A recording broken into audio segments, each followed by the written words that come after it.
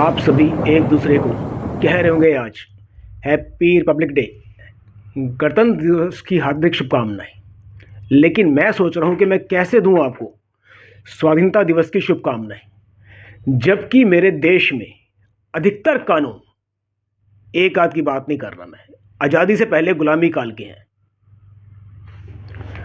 Police के काम करने का तरीका भी आज़ादी से पहले का ही है। लाठीचार्ज, मनमर्जी, बॉस का ऑर्डर मानना। जैसे पहले अंग्रेज का ऑर्डर मानते थे, चाहे वो कानून में लिखा हो या ना लिखा हो। बॉस ने कह दिया, अंग्रेज ने कह दिया गोली मारनी तो गोली मारनी, डंडे मारने डंडे मारने हैं। वही पुलिस आज भी कर रही है। हमारे देश की जो न्याय व्यवस्था है, अदालतें, इनकी जो फर्स्ट लैंग्वेज है, पहली भाषा जो इनकी है, वो इंग्लिश है। और काम करने का तरीका भी तो बिल्कुल वही है जो आज़ादी से पहले का था, अंग्रेजों का। हमारे देश का तरीका वो नहीं था। हमारे देश का तरीका कुछ और था। वही तरीका बिल्कुल ए टू जेड, यहाँ तक कि कपड़े तक वही हैं इनके। वही काले कोट, वही काले लबादे, वही काली टाई, वही बैंड।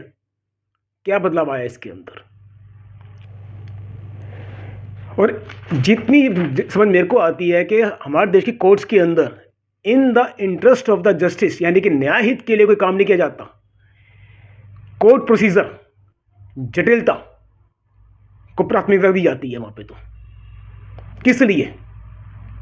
पीड़ित को अपनी पीड़ा बतानी है, न्यायाधीश को न्याय करना, पर उसके लिए इतने सारे किंतु परंतु, जेड की तरह के घुमाव दराव, जंतर मंतर वाले रास्ते, भूल भुलैया से कह सकते हैं आप, जिन्हें कई वकील भी नहीं जानते। तो आम आदमी कैसे कोर्ट को अपनी भाषा बताएगा, अपनी बातें बताएगा? आप सड़क पर चलते कहीं पीड़ित हुए हैं, लेकिन पहले आपको कोर्ट की भाषा सीखनी पड़ेगी, आपको उन कचहरी की भाषा सीखनी पड़ेगी, तरीके सीखने पड़ेंगे, तब आप अपनी बात कह सकते हैं वहां पे। आप देश में कितने ऐसे न्यायाधीश हैं जो अदालती प्रक्रिया यानी कोर्ट प्रोसीजर के बियॉन्ड जाके, उससे अलग जाके न्याय को अहमियत देते हैं, तरजीह देते हैं उसको। गिनती के भी नहीं, 1% भी नहीं। सिर्फ 1% भी होते मैं कहता हूं हमारा देश बहुत आगे है। 1% भी नहीं है। मैं अभी पराधीन हूं अंग्रेजी कानून और तौर तरीकों का। माफ कीजिएगा, मैं नहीं दे सकता आपको स्वाधीनता दिवस की शुभकामनाएं। बिना न्याय के कैसी स्वाधीनता? स्वाधीन होता है जहां पे न्याय का राज होता है। जिस देश में न्याय नहीं है, 5 करोड़ मुकदमों की पेंडेंसी चल रही है, वहां पे कैसा रिपब्लिक डे, कैसी स्वाधीनता? कौन स्वाधीन है? तारीख पर तारीख के गुलाम है न्याय हासिल करने के लिए, अपील दर अपील के गुलाम है न्याय हासिल करने के लिए। तो स्वाधीनता कहां से हुई इसके अंदर? या तो संविधान गलत है या ये सिस्टम गलत है, कहीं एक तो गलती है ना। मैं गुलशन पहुंचा, मुझे चाहिए न्यायिक पारदर्शिता, जवाबदेही, जिसके लिए अदालतों के अंदर ऑडियो वीडियो रिकॉर्डिंग होनी चाहिए। आज डिजिटल का युग है, तो क्यों नहीं रिकॉर्डिंग करवाते जज साहब? क्यों डरते हैं किसी से?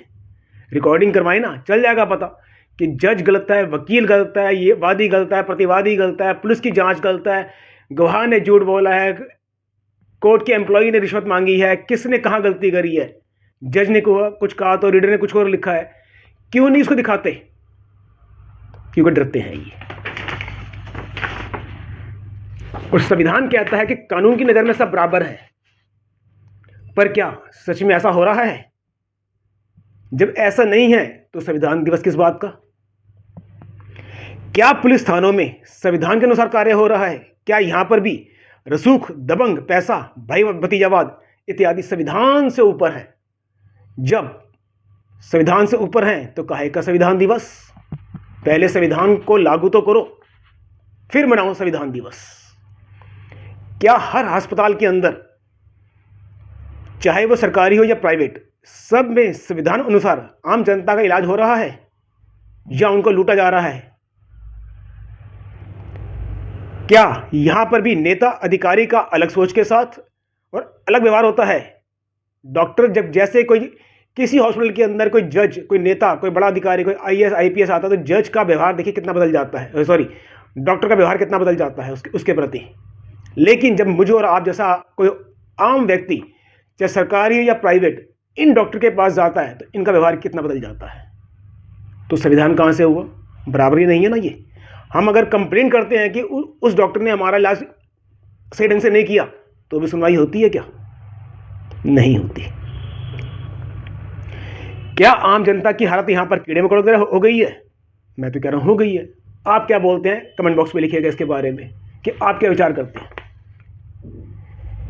क्या हर सरकारी कार्यालय के अंदर, चाहे वो जल विभाग हो, बिजली विभाग हो, निगम कार्यालय हो, राशन दफ्तर हो, टैक्स महकमे हो, कोई अथॉरिटी हो, किसी भी तरह का कोई सरकारी ऑफिस हो, किसी भी तरीका का कार्यालय हो, जैसा मर्जी कार्यालय हो, क्या वो सब संविधान के अनुसार चल रहे हैं? क्या वो कोई एक बताइए अपने कमेंट बॉक्स के अंदर कि हाँ जी, मेरे नज़दीक में या मेरी जानकारी के अंदर एक ऑफिसर, एक कार्यालय ऐसा है सरकारी जो पूरा का पूरा अक्षरक्ष, चाहे वो बैंकिंग में कुछ भी हो, संविधान के अनुसार कार्य कर रहा है, सबको बराबर सोच के उनका कार्य कर रहा है, वो कहीं कोई गलती नहीं हो रही।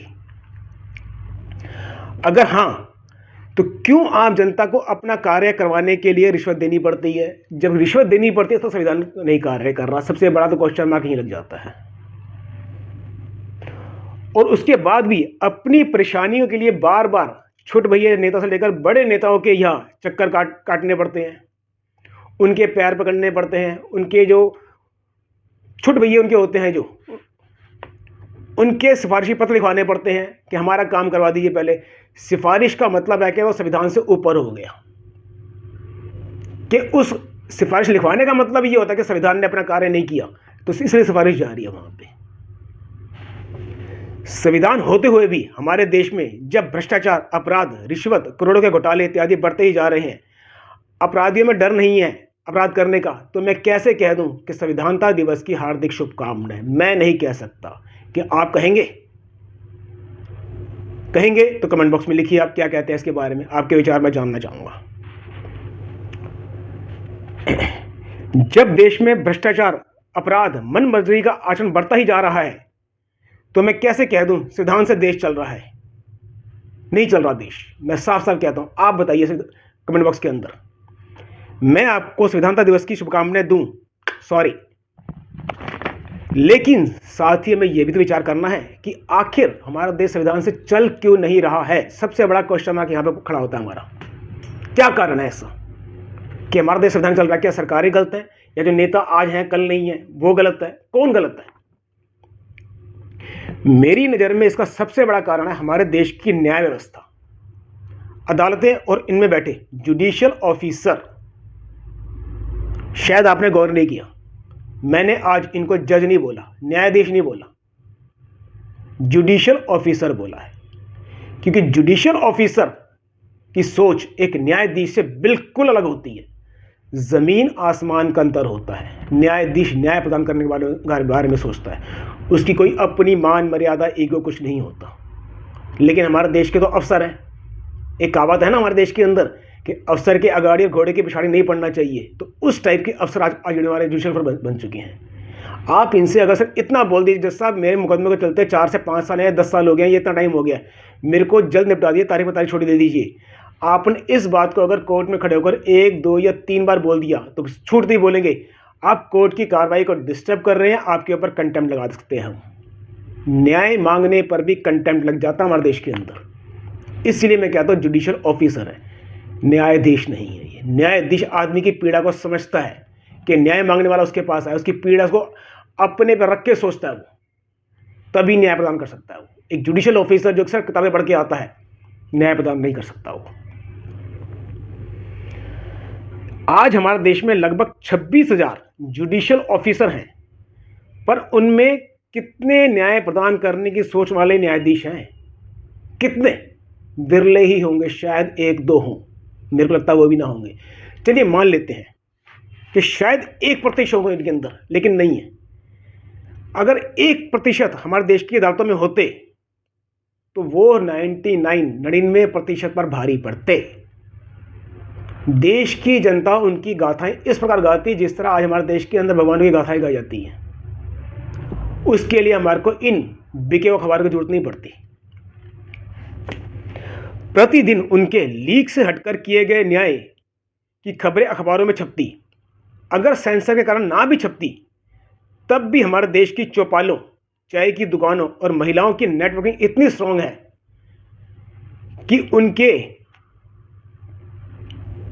अखबारों के बिना भी उन 1% न्यायाधीशों के नाम बच्चे बच्चे की ज़ुबान पर होता है कि उस कोर्ट के अंदर वो न्यायाधीश साहब ऐसे हैं कि वो न्याय खोद के निकाल लेते हैं। उनके सामने अपराधी झूठ बोलने से डरता है।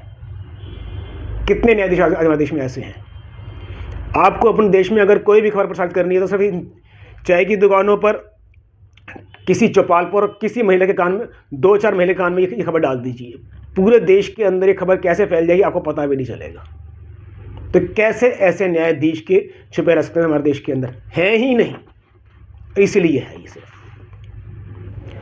आज सोशल मीडिया इतना ताकतवर हो चुका है कि हमारे देश की ताकतें ही नहीं, दुनिया भर के देश की ताकतें इस सोशल मीडिया से डरती हैं और इनका अपना पक्ष में इस्तेमाल करने का प्रयास करती हैं। इसीलिए मैंने आपसे बोला कि अगर सिर्फ 1%, ओनली 1% की बात कर रहा हूँ सिर्फ मैं, 26,000 में से सिर्फ 260, 2600 नहीं, 26,000 नहीं, 260, 260 जज अगर पूरी कर्मठता से, पूरी ईमानदारी से आज न्याय प्रदान करने पर आ जाए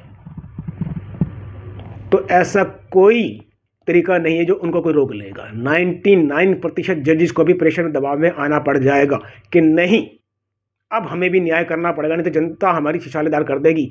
हाँ, ये सोच लगेंगे कि जनता उनको अपने घर नहीं जाने देगी।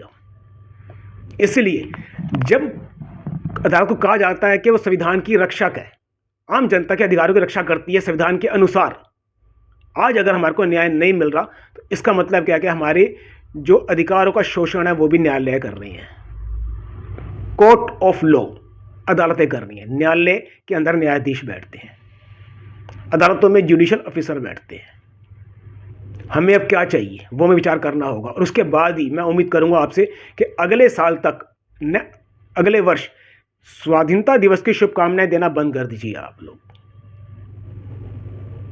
स्वाधीनता दिवस की शुभकामना तब देंगे जब हमारे देश के सभी कार्यालय, पुलिस स्टेशन हो चाहे वो कोर्ट हो, इनके बीच में जितने कार्यालय आते हैं, क्योंकि अगर हम कहीं से पीड़ित होते हैं तो सबसे पहले पुलिस स्टेशन, कोर्ट भागते हैं। इसका मतलब ये सर्वोपरि हो गए। तो इन जितने भी कार्यालय हमारे देश के अंदर हैं वो संविधान अनुसार चलना शुरू होंगे। जब वहाँ पर लटकाना, चक्कर लगवाना, तारीख पर तारीख देना सब बंद हो जाएगा, तब मैं मानूंगा कि हमारा देश संविधान से चलना शुरू हुआ है। और तभी उम्मीद करूंगा आपसे कि आप भी तभी मेरे को संविधानता दिवस की शुभकामनाएं मेरे को देंगे और मेरे से लेने के इच्छुक या अभिलाषी रहेंगे आप। मैं दिल्ली से गुलशन पहुंचा, फाइट फॉर जुडिशल रिफॉर्म से। जय हिंद, वंदे मातरम।